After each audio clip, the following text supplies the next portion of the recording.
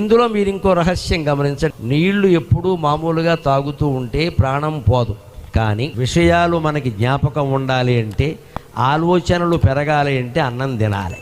అందుకే మనకి కార్తీక మాసంలో ఉపవాసాలు ఎక్కువ. ఎందుకో తెలుసా?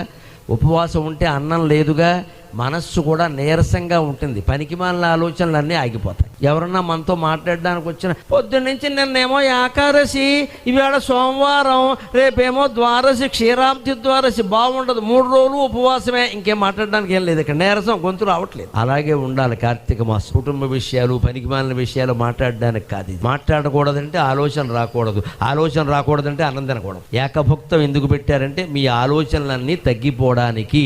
కార్తీక మాసం ఏకభుక్తం నక్తాలు చేస్తారు కొంతమంది, రాత్రి తింటారు, పగలు మానేస్తారు. ఎందుకు? ఆలోచనలు తగ్గిపోవాలి. నువ్వు తిండి మానేసావు కానీ వచ్చిన వాడితో అలా తిండి గురించే మాట్లాడుతున్నావు అనుకో, ఇంతకంటే ఆ తిండి ఏదో తినేయడం మంచిది.